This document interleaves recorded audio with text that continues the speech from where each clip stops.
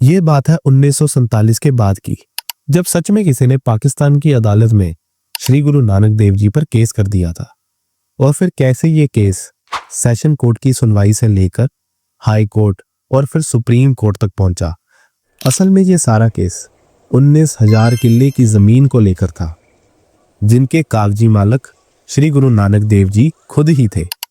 पर जितना हमें पता है, गुरु नानक देव जी ने एक बहुत ही साधारण परिवार में जन्म लिया था और वो खुद खेती बाड़ी करते थे। तो फिर इतनी बड़ी जायदाद के मालिक श्री गुरु नानक देव जी कैसे बन गए?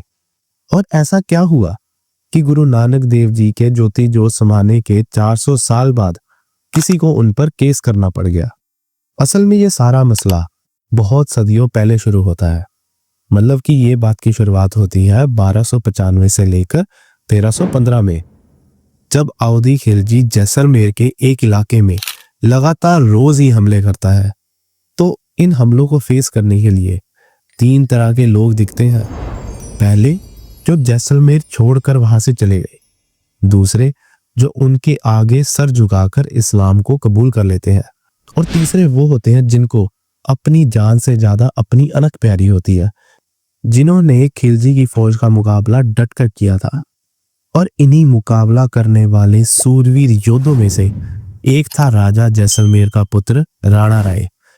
राणा राय बहुत बहादुरी से खिलजी की फौज का मुकाबला करता है, पर खिलजी की लंबी चौड़ी फौज और मॉडर्न हथियार करके वो ज्यादा देर टिक ना सके। सो उन्हें गिरफ्तार करके खिलजी के सामने पेश किया गया था। अच्छा, अगर आप ऐतिहासिक किताब तरीके खिलजी पढ़ते हैं, तब उसमें खिलजी के अवगुणों को बहुत बढ़ा चढ़ाकर लिखा गया। पर हर इंसान की तरह खिलजी में भी कुछ गुण थे। जैसे कि जब राणा राय को गिरफ्तार किया गया था और खिलजी के सामने पेश किया गया था, तो खिलजी ने राणा राय को मौत की सजा नहीं सुनाई थी, बल्कि उसने राणा राय को बोला था कि मैं तेरी बहादुरी से बहुत खुश हुआ हूं। तेरे आगे मौत थी, तू फिर भी मौत से डरा नहीं, पर उससे बहुत बहादुरी से लड़ा। मैं तेरी इस बहादुरी से बहुत खुश हुआ हूं और मैं चाहता हूं कि तू इस्लाम कबूल करके मेरी फौज का जर्नैल बने। और अगर तूने मेरा ये ऑफर, मेरा ये न्योता कबूल कर लिया, तो मैं तेरे परिवार और तुझे सोने पैसों से घर भर दूंगा। राणा राय ने खिलजी का ये न्योता मंजूर कर लिया था और इस्लाम कबूल करके फौज का जर्नैल बन गया था। फिर अलाउद्दीन ने पंजाब के इलाके में हजारों मुरब्बे की जमीन देकर राणा राय का घर भर दिया था। भट्ट भैया के अनुसार राणा राय के समूचे परिवार को जहां जहां जमीन दी गई थी और जैसे जैसे उनकी संतानें हुई, उनकी पीढ़ियां आगे बढ़ती गई, उन्होंने उधर उधर अपने नाम या अपने पूर्वजों के नाम पर गांव बसाने शुरू कर दिए। जैसे कि भट्टी वंड, जिसका आज का नाम है बठिंडा, भट्टी वाला, जिसका आज का नाम है बटाला, पट्टी वड, जिसका आज का नाम है पट्ठे वड। और उस समय जो सबसे बड़ा नगर बसाया गया, उसका नाम था रायपुरा, जिसको रायपुरे की तलवंडी भी कहा जाता है। और जब राणा राय रायपुरे की तलवंडी आया, तो वो अपने साथ अपनी जमीनों का हिसाब करने वाले राजपूत शिव नारायण को भी अपने साथ लेकर आया था। अच्छा, अब समय आगे बढ़ता गया और उन दोनों की ही संतानें होती गई। और आगे चल के रायपुरे की संतानों में से एक राय बुलार इस जगह का मुखी बन जाता है और राजपूत शिव नारायण की संतानों में से एक कल्याणदास बेदी राय बुलार की जमीनों का हिसाब रखते हैं। और गौर करने वाली बात है कि कल्याणदास वो ही हैं जिनको हम मेहता कालोजी के नाम से भी जानते हैं, जो धन श्री गुरु नानक देव जी के पिता भी थे। और जब राय बुलार को पता चलता है कि श्री गुरु नानक देव जी सच्चे पातशाह वाहिगुरु का रूप है, तो राय बुलार ने प्रेम में अपने हिस्से आते हुए 1500 मुरब्बे में से 757 मुरब्बे गुरु नानक देव जी को भेंट कर दिए थे। और इतनी सारी जमीन राय बुलार ने गुरु नानक देव जी के नाम पर क्यों करी, ये सब जानने के लिए वीडियो को एंड तक जरूर देखते रहो। अच्छा, उस समय बहलोली करेंसी चलती थी, जो कि उस टाइम बहलोली के वंशज राज करते थे। ऐतिहासिक किताबों के मुताबिक 9,990 बहलोली सिक्के जितनी कमाई सालाना ही इस जमीन से होती थी, जो कि आज की करेंसी में करोड़ों ही रुपए बनते हैं। एक बहलोली सिक्के की कमाई कुछ इस तरह लगा लो कि धन श्री गुरु नानक देव जी के पिता ने उनको 20 बहलोली सिक्के दिए थे कि इस 20 बहलोली सिक्के से तू कोई व्यापार शुरू कर, तू कोई बिजनेस शुरू कर। पर गुरु नानक देव जी ने इस जमीन की कमाई से एक भी पैसा अपनी जरूरत या अपने किसी काम के लिए इस्तेमाल नहीं किया था। ये सारा धन गरीबों और जरूरतमंद की मदद करने के लिए इस्तेमाल किया जाता था। और जोन सी जमीन पर गुरु नानक देव जी खेती करते थे वो भी उन्होंने खुद ही अपने पैसों से खरीदी थी। वो इस जमीन पर खेती तक नहीं करते थे। अच्छा, अब इस क्वेश्चन का आंसर कि इतनी सारी जमीन राय बुलार ने गुरु नानक देव जी को भेंट क्यों करी। और सोचने वाली बात है कि उस समय इस्लाम में बहुत बड़े बड़े फकीर भी मौजूद थे। सैयद महद फकीर तक्की जैसे इस्लाम के बहुत बड़े फकीर लाहौर में ही बैठे थे।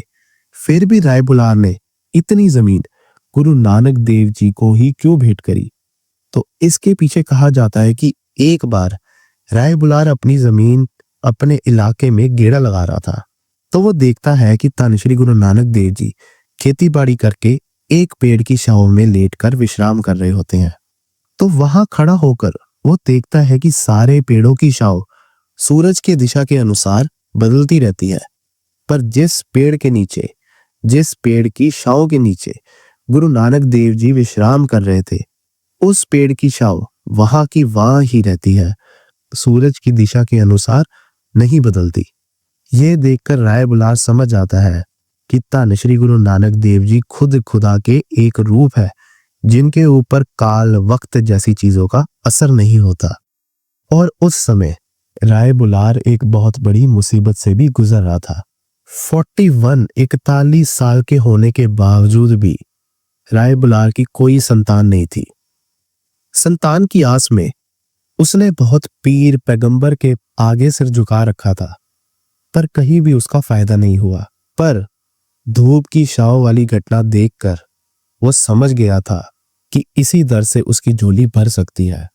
और उस घटना को देखकर राय बुलार के मन में गुरु नानक देव जी के प्रति बहुत प्रेम आ चुका था।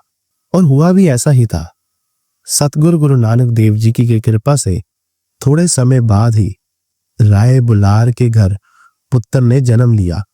और उस घटना के बाद राय बुलार ने खुशी में अपनी जमीन गुरु नानक देव जी को भेंट करने का मन बना लिया था और अपने हिस्से आते हुए 757 मुरब्बे यानी कि 19,000 किल्ले उसने गुरु नानक देव जी के नाम भेंटा कर दी थी। आज इस जमीन की बहुत ही छोटी से हिस्से की आमदनी गुरुद्वारा ननकाना साहब कमेटी को जाती है और बाकी की जमीन की कमाई राय बुलार की आज की पीढ़ी संभालती है। और इसी जमीन पर हक जमाते हुए राय बुलार की 14वीं पीढ़ी ने शेखोपुरा सेशन कोर्ट में मुकदमा कर दिया था। दलील ये दी गई थी कि किसी समय हमारे पूर्वजों का दिमाग हिल गया था और उन्होंने हमारी जमीन किसी फकीर गुरु नानक देव जी के नाम कर दी थी, पर लंबे समय से इस जमीन की संभाल तो हम ही करते आ रहे हैं। सो कागजों में भी ये जमीन ऊपर हमारा नाम लिखकर ये जमीन हमें लौटा दी जाए। शेखोपुरा से शुरू हुआ ये मुकदमा Lahore high court, Islamabad supreme court तक चलता रहा, पर हर बार फैसला पट्टी खानदान के उलट में ही रहा, उनके खिलाफ ही रहा।